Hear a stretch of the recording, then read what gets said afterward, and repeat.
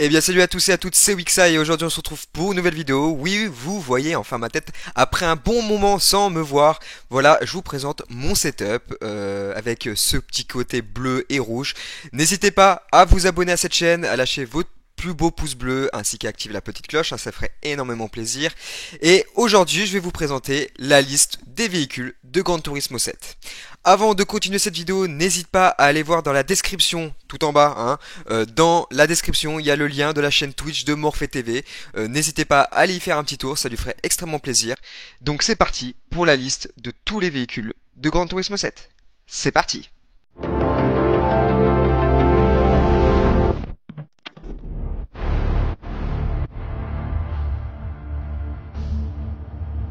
Donc nous revoilà pour la présentation donc de la car list de Gran Turismo 7. Donc c'est parti, je lance tout de suite. Voilà, je vous présente le nouveau standard, hein, de la chaîne Wixeye. Donc on commence par les Abarth 595, les Fiat 500, les Alfa Romeo 4C, 4C grade 3, ainsi que les 4C grade 4. Donc voilà, c'est le problème de Gran Turismo. On nous met plusieurs fois le même modèle, mais sous différentes spécificités. Donc grade 3, grade 4, ça dépend de la course. Donc vous avez lancé les Alpine A110, les Alpine de 72, les versions de course, les Vision, donc Gran Turismo Vision, c'est les concept cars, hein, de Gran Turismo. Il y en a toujours eu. Les nouvelles marques comme Amuse, Aston Martin, DB3, DB5, DB11, prochainement coupé 2016. C'est des marques, voilà, où on a quand même pas mal de véhicules d'origine qu'on pourrait acheter, hein, sur le commerce, hein, même si on a pas beaucoup de moyens, on peut se les acheter un petit peu en leasing, hein. Mais voilà, il y a aussi des versions courses, toujours les concept cars de Gran Turismo. Là, on est sur les Audi R8, Le Mans. Le problème qu'on va souligner, c'est que les Audi, ça va être ça pour toutes les marques. Mais je trouve que les Audi, que ce soit les Audi, les Ferrari, les Lamborghini, les Peugeot, il n'y a pas énormément de modèles récents. C'est-à-dire des modèles récents, je parle, actuellement on est en 2022. Il n'y a pas de modèle de 2020, voire 2019, allez on va dire. Quand je parle d'Audi, là vous avez BM, vous avez les toutes dernières BM, la BMW M4 Compétition, elle est magnifique avec sa grosse calandre, avec son espèce de nid de guêpe, frelon asiatique comme dirait GMK. Mais non, on a que des anciens véhicules datant de 2016, 2015. Et ça date il y a quand même bientôt 5-6 ans. Il faudrait peut-être se remettre au goût du jour quand même. Voilà, les Z4, les Z8 2001, Bugatti Veyron Grade 4, Bugatti Veyron Gran Turismo, la Vision. Voilà, à la limite à chaque marque, il y a toujours un concept car de Gran Turismo. Mais là, comme vous avez vu, nous avons eu la Veyron Vision, la Veyron Grade 4. Elle est où la Chiron?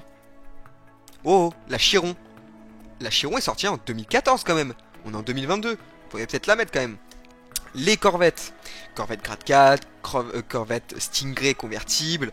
Voilà, c'est des marques, voilà, où il y a quand même des classiques, hein, de l'automobile, ça il faut pas le nier, mais on n'a pas beaucoup de véhicules récents. Voilà, pour ce que je voulais en venir, au parti pris donc de Audi, de Ferrari, de Peugeot, de Lamborghini, nous n'avons pas les derniers véhicules.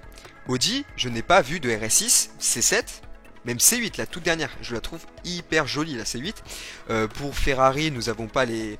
Quand je veux dire les dernières Ferrari ici, parce qu'on a les Portofino, la Ferrari, mais la Ferrari elle date quand même de 2013. Nous n'avons pas les concepts qui sont sortis donc il y a 3-4 ans, c'est-à-dire le SUV, hein, que Ferrari a sorti. Chez Lamborghini, on n'a pas le Urus. Le Urus quand même, c'est un classique, hein, de l'automobile. Et c'est là le point que je voudrais souligner, c'est que à l'époque, Gran Turismo, je vois Gran Turismo 5, Gran Turismo 6, c'est pas si ancien que ça, c'est à moins de 10 ans.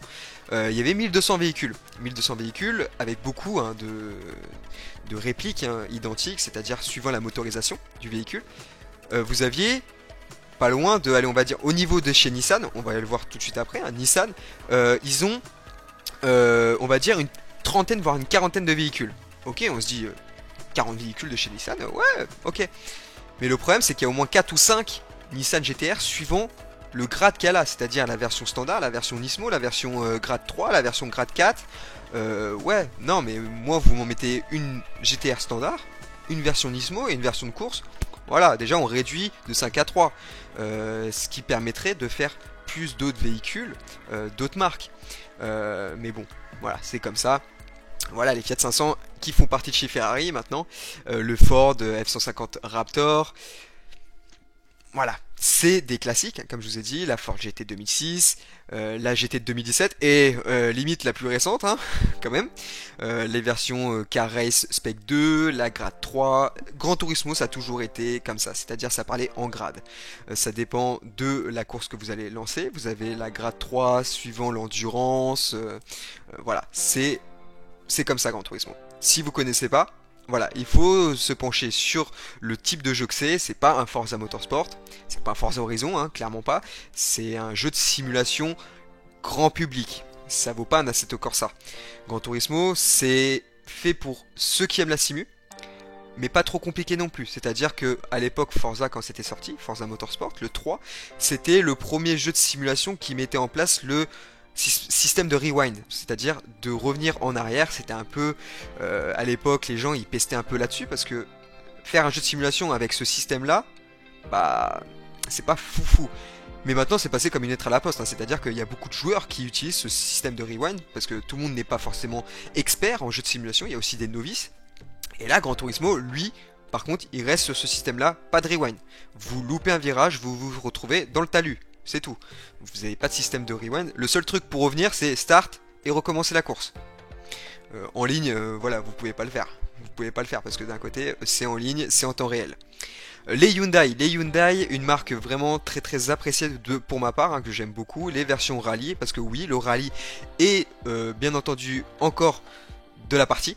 J'espère que le rallye, en termes de conduite de véhicule, ça sera un peu plus poussé d'un point de vue physique, parce que c'est vrai que dans le rallye, il y a quand même un système de drift sur la terre, mais on sentait pas forcément le poids du véhicule sur la terre. Là, j'espère que bon, c'est pas un jeu de rallye à la base, c'est un jeu de simulation automobile sur circuit. Ils mettent le rallye, c'est un petit plus. Les KTM X-Bow, la Lambo Vision V12, la Laventador LP700, LP750 Super Veloce, la Countach 25e anniversaire, la Diablo 1999, la Huracan Grade 4, la Huracan GT3 2015, la Huracan LP610, voilà, il y a pas mal d'Huracan, la Miura prototype, la Murcielago LP640, la Venemo, la Countach, allez, une deuxième Countach, l'ancien Delta. Voilà, vous avez vu quand même, il y a pas mal de véhicules chez Lamborghini, mais plusieurs fois le même, suivant, comme je vous ai dit, la motorisation. Parce que quand je dis motorisation, c'est un peu insulté le garage de Lamborghini, mais c'est pour dire comme quoi vous avez la Countach en 25e anniversaire, vous avez la Countach d'origine, mais pour la Huracan, vous nous mettez la standard. Mais non, ils nous ont mis deux fois en véhicule de série et en plus les versions course. Bon, ça augmente forcément le nombre de véhicules dans Gran Turismo 7.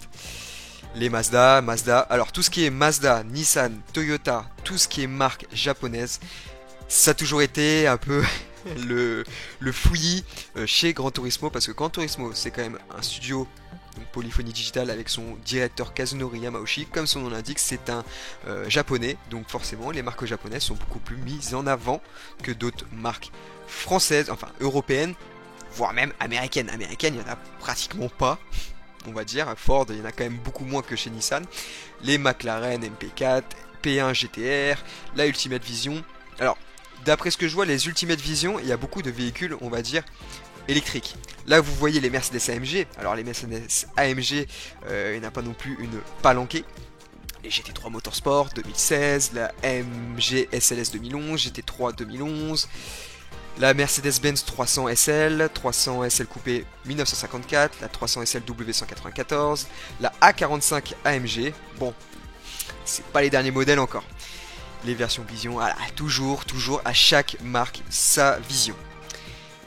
Vous avez aussi les anciennes, hein, quand même. Vous avez vu 1929, quand même, la McLaren, toujours un classique, hein.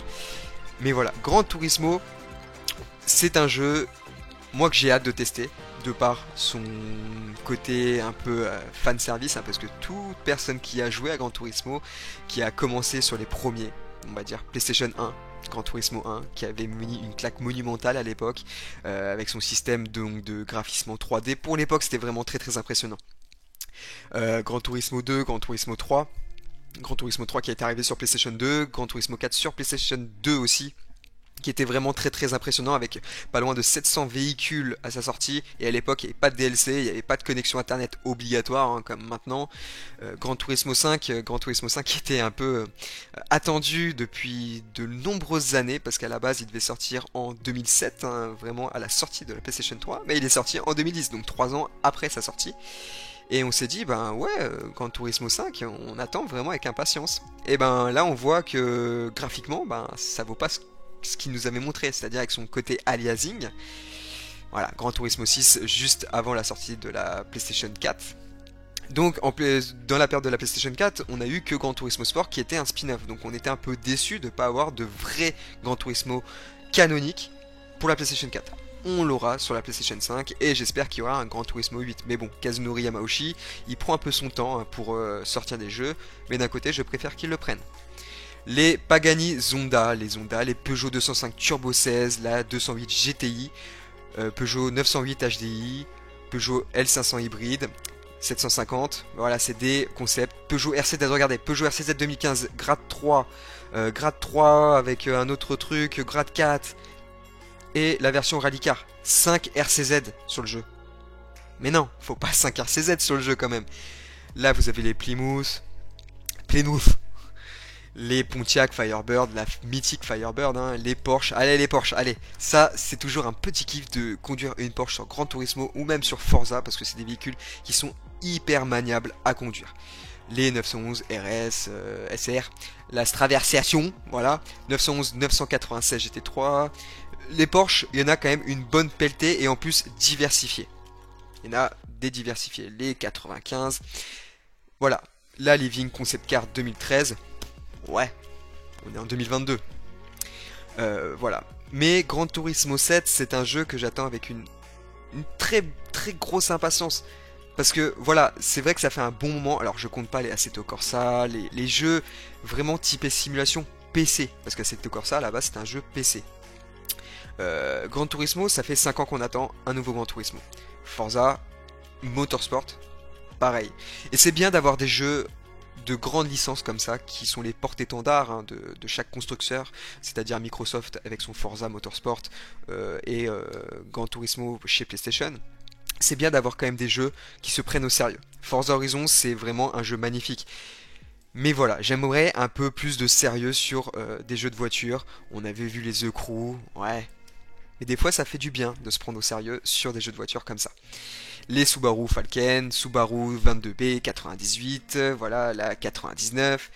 Je savais même pas qu'il y avait une Subaru concept car, hein, mais plutôt pas mal. Hein. Race car, donc version rallye, grade 4.